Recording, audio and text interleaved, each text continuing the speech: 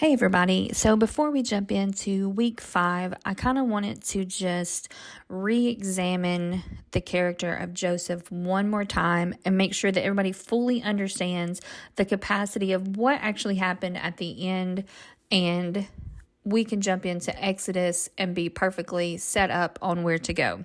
So the story of Joseph can be read in Genesis 37 through 50. Joseph was the 11th son of Jacob, yet he was the firstborn son of Rachel.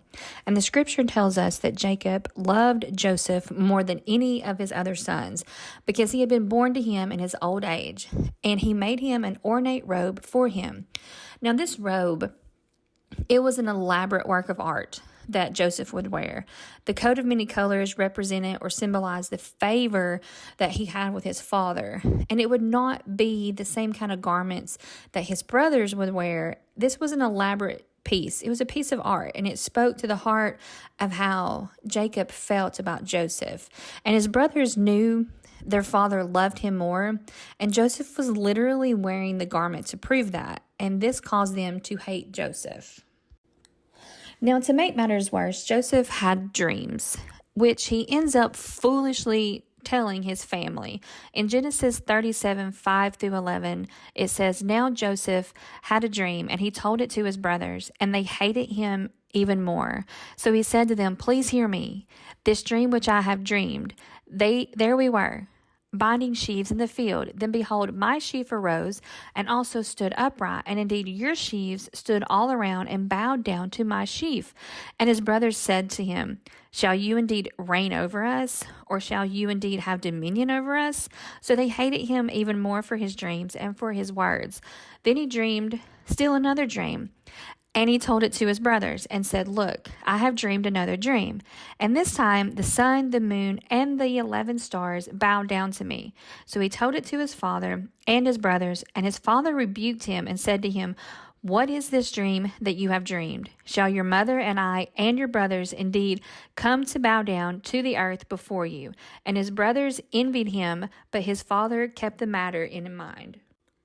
Joseph spends 17 years with his half-brothers in the land of Canaan. Due to their jealousy and Joseph being more popular with their father, the brothers end up plotting to kill him in the wilderness. The eldest son, his name is Reuben, and Reuben disagrees outright to murder, and he makes a suggestion that they just throw Joseph into the cistern. And a cistern is a space that's evacuated in bedrock or soil designed for catching and storing water. So it's basically like a pit in the ground. So Reuben's plan was to come back and rescue Joseph. But before that could happen, some merchants pass by, and Judah has the idea to sell Joseph into slavery. And the brothers take Joseph's robe, dip it in goat's blood, and then deceive their father into thinking that his favorite son was killed by wild animals. And Joseph is sold to a man named Potiphar. As a slave, he served in Potiphar's house, and during this time, Potiphar's wife tried to seduce him, but Joseph refused and fled, and she ultimately was insulted from being turned down and spread the story that Joseph had actually attacked her, so Potiphar throws him into jail. And while in prison, the Lord was still with Joseph. He showed him love and gave him favor in the sight of the keeper of the prison. Scripture says the keeper of the prison paid no attention to anything that was in Joseph's charge because the Lord was with him, and whatever he did, the Lord made it succeed. So while he's in there, he has a butler and a baker in there with him. They're in prison with him, and each had dreams having to do with 3 days. And the butler dreamt about wine, and the baker dreamt about bread. And so Joseph is able to interpret the dreams of the 2 prisoners. He told the butler that in 3 days he would be freed, and in 3 days the baker would be killed. And they were true. They were. When the butler was freed, Joseph asked the butler, "Hey, remember me when you leave," but he did not. He actually forgot all about Joseph until Pharaoh had a dream years later. Pharaoh had 2 dreams. One, there were 7 fat cows, followed by 7 lean cows. And then in another dream, there were 7 rich, plump heads of grain, were followed by 7 thin, scrawny heads of grain. These dreams troubled him greatly. This is when the butler was like, "Oh, yeah, I remember there's a guy named Joseph that I was in prison with. He actually can interpret dreams. So Joseph comes in, he tells the Pharaoh there will be 7 fat years followed by 7 years of famine. He recommended that Pharaoh appoint someone to take advantage of the 7 good years by storing 20% of the excess each year to survive the coming 7 years. So because of this skill, the Pharaoh saw Joseph was blessed and favored by God, and he made him basically the prime minister of Egypt. Joseph endured a totality of 13 years in Egypt as a slave and as a prisoner.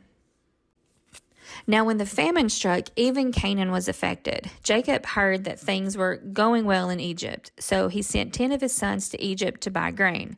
He kept Benjamin, his youngest, and the only other son of Rachel behind.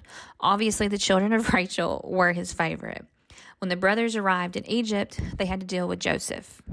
But so many years had passed, they did not recognize their brother. Joseph, however, did recognize his brothers, and he ends up testing them by accusing them of being spies. Can you just see this whole ordeal in your head? He holds them for 3 days, then released all but one, sending them with grain for their household and requiring them to come back with their youngest brother. So during all this, at some point it's revealed that the brothers were afflicted with guilt for having sold their brother years ago, and Joseph actually overhears this discussion and actually had to step away to go weep. Now Joseph kept Simon and sent the others on their way. Secretly, he returns their money to their grain sacks. And so when the brothers later realized the money had been returned, they were struck by fear and said, "What is this God has done to us?" When they tell Jacob the whole story, he became upset because now he has lost another son, and he refuses to send his youngest, Benjamin. The famine continues and became so severe they needed more grain. They had ran out. And so Judah persuaded Jacob to send Benjamin with him, giving his own life as a pledge. And so Jacob agrees. He sends some fruit and, puts the money and everything in there that's needed. When Joseph saw that they had returned, he instructed his servants to slaughter an animal and prepare a meal for the brothers to dine with him. And the brothers were afraid to accept the invitation to Joseph's house, and they apologized to Joseph's steward for the money that had been, replaced into the grain sacks the first time. So Joseph's steward basically reassures them, "Hey, it's all right," and then brings Simon out to them. When Joseph meets up with them, the brothers bow to him, and this fulfilled the earlier prophecy. You remember the dream Joseph had. So Joseph asked about the rest of the family and has to excuse himself because he's weeping again. And when the men actually sat down for the meal, they are arranged by birth order, and Benjamin was given 5 times a portion than the other brothers received. So Joseph again ends up testing his brothers by returning their money to the grain sacks and then placing his silver cup in Benjamin's sack. So the brothers start out on their journey, and then Joseph sends his steward out to be angry and to threaten them and to threaten to kill Benjamin. So when they are back in front of Joseph, Judah pleaded for Benjamin's life, saying that if Benjamin were to die, so would Jacob. He tells Joseph, right there in front of him, of Jacob's grief over losing his son Joseph, and that he could not bear to lose Benjamin. So Joseph then reveals himself to his brothers. He tells his brothers not to be upset for what they did to him, because God had sent him to Egypt in order to preserve them. Jacob did come to live in Egypt with all of his family, and so before Jacob died, he blessed Joseph's 2 sons and gave thanks to God for his blessings. This is where the family actually became a nation. They were in Egypt for over 400 years. So for about 30 years, they lived comfortably. But then a new Pharaoh, this is the ending, a new Pharaoh came into power who did not know Joseph and who put the Israelites into bondage, which leads us to the book of Exodus. In Genesis 50:24-26, just as Jacob gave a word to Joseph that God would one day visit the Hebrew nation, Joseph speaks a final prediction, reminding his family that God will one day visit them and bring them out of Egypt and lead them back to Canaan. Joseph's last request was not to leave his bones in Egypt, but to take them out and bury them in the promised land. This request is fulfilled when Moses takes the coffin with Joseph's bones and carries it through the wilderness in Exodus 13:19. Joshua buries Joseph at, I'm going to spell this because I cannot pronounce it, Shechem. Now, this is the area where hundreds of years earlier, Joseph had gone looking for his brothers and ended up being thrown in the pit. So this place where the enemy tried to kill him is where God puts up a reminder of his faithfulness to Israel. So now we will go into Exodus, where we will see that they entered Egypt as a family and they will emerge from Egypt as a nation.